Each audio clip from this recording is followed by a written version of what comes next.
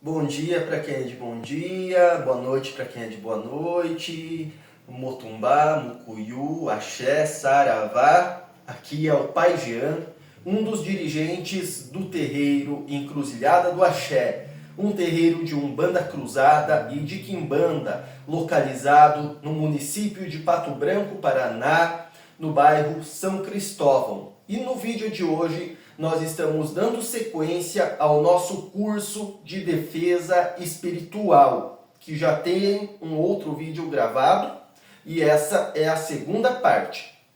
E hoje um elemento que é importante de estarmos tratando neste curso se trata da montagem de um altar, pois o altar ele é o que vai conectar a pessoa com a força espiritual que ela deseja, que vai conectar a pessoa com a força espiritual que ela é devota. E nós entendemos, por meio da Umbanda, que toda pessoa que tiver o interesse de estar se conectando com a espiritualidade pode montar um altar em sua casa.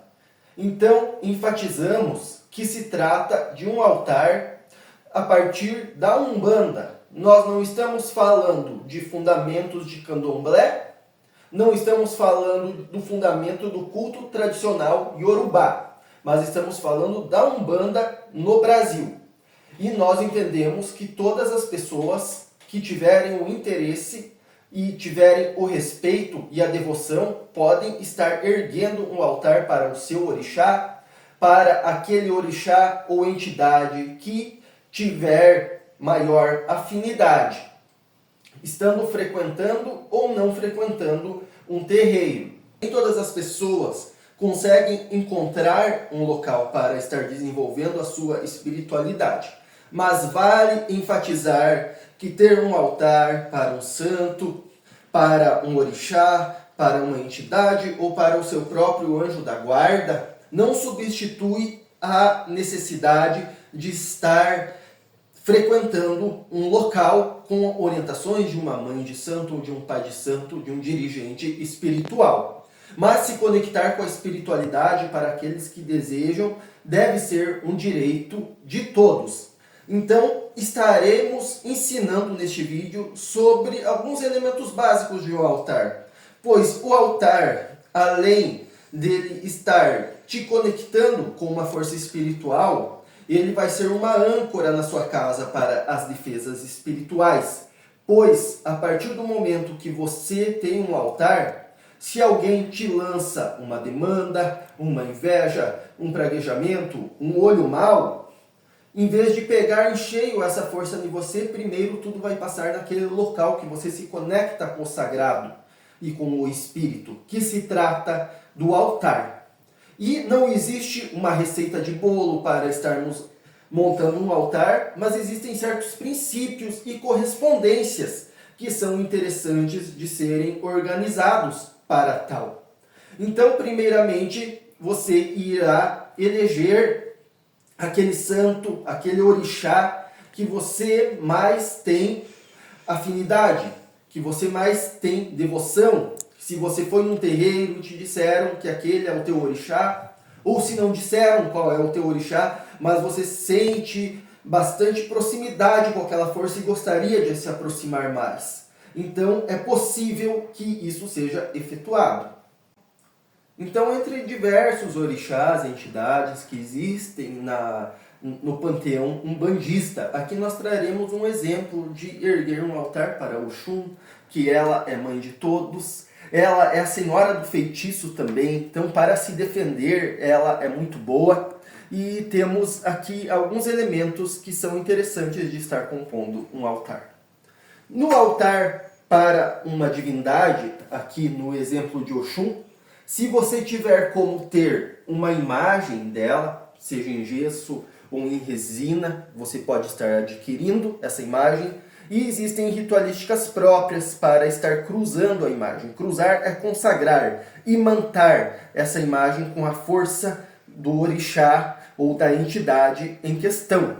Se você não tem uma imagem dela, você pode também ter algo que vai representar ela. Aqui no caso nós temos os otás de Oxum adquiridos em três diferentes localidades de rios e de cachoeiras, que é o ponto de força dela. Para obter um otá, você vai até o ponto de força, reza para o orixá, deixa uma moeda pagando para poder coletar aquele elemento com respeito e trazendo para casa. Você também vai ter elementos que correspondem com esse orixá.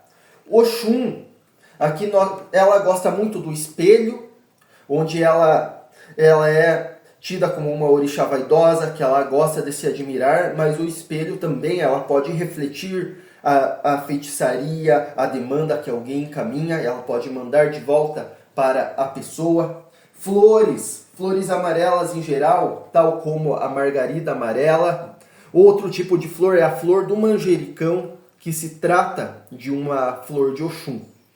E no altar nunca pode estar faltando a vela, que a chama da vela, o elemento fogo, sempre é importante ter no altar. Pelo menos uma vez por semana você deve acender uma vela.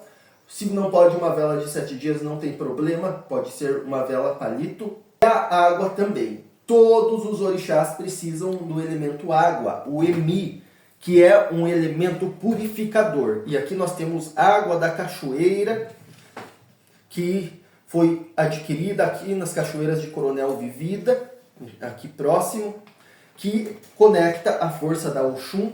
A água é um elemento purificador, apaziguador, tem um grande magnetismo que pode estar puxando as cargas, as demandas e dando a força para a entidade estar trabalhando.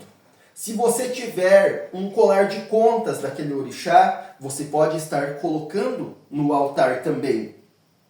Aqui temos o exemplo de um brajá de Oxum, que Oxum corresponde muito com a cor amarela, mas ela também pode corresponder com a cor azul, com a cor branca, em alguns casos também com a cor de rosa. De uma forma geral, o altar ele vai conter os 4 ou mais elementos. O elemento água, ele precisa sempre ter. O elemento fogo, por meio da vela. O elemento terra, que é representado pelos otás, mas muitas vezes pela própria imagem. O elemento vegetal, por meio das flores, também é interessante ter no altar. E o elemento ar é por meio dos pedidos que são efetuados, e assim como também por meio de incensos. Para o Oxum você pode acender incensos de rosas brancas, incensos de lavanda, de manjericão. Você mesmo pode fabricar esses incensos, fazer queimar eles no turríbulo, com carvão, e inserir as folhas secas quando vai fazer as rezas para ela.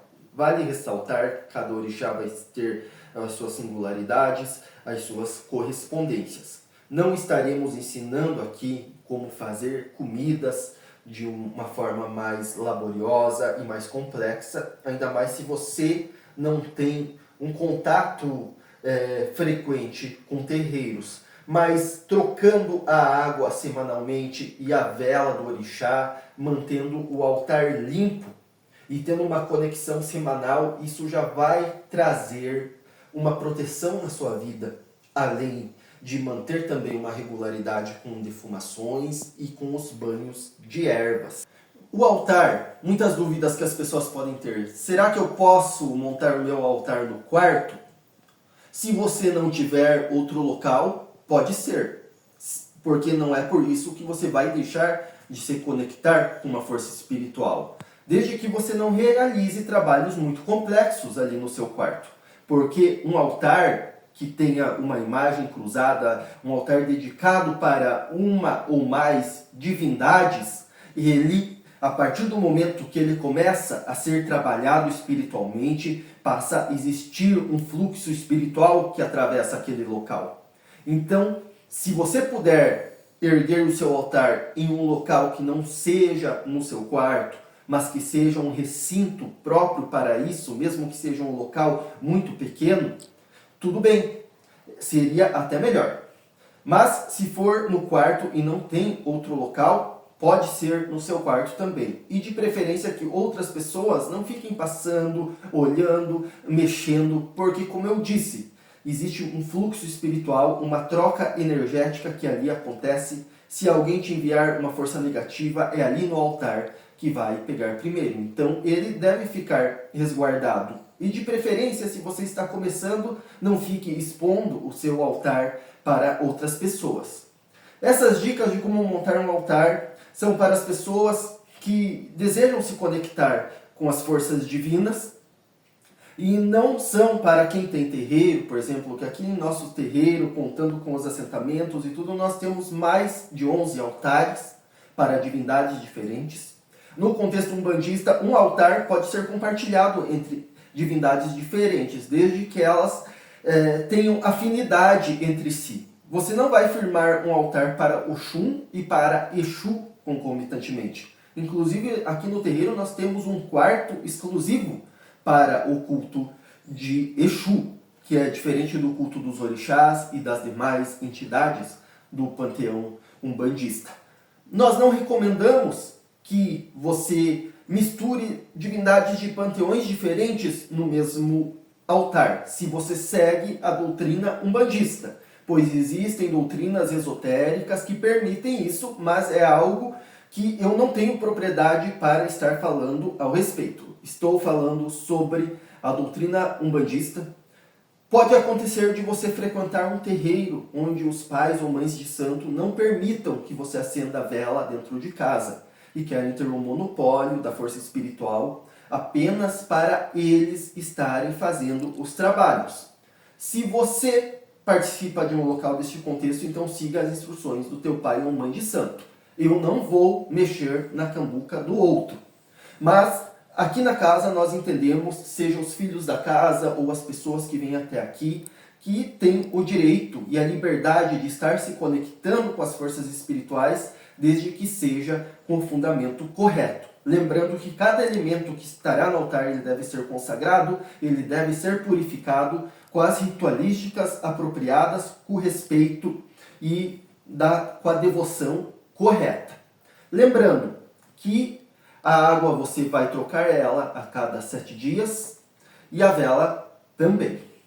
Então, essas são algumas explicações gerais que podem auxiliar você a ter mais proteção espiritual.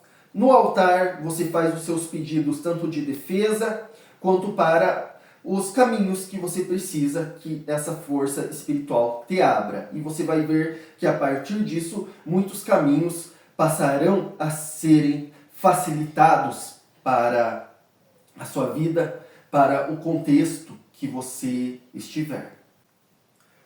Lembrando que se você não pode ter acesso a um terreiro para receber instruções mais específicas, erguendo o altar para o seu orixá, ele mesmo vai estar te direcionando para um local que você tenha afinidade, que as entidades que te acompanham tenham afinidade para você estar desenvolvendo a sua espiritualidade de um modo mais profundo.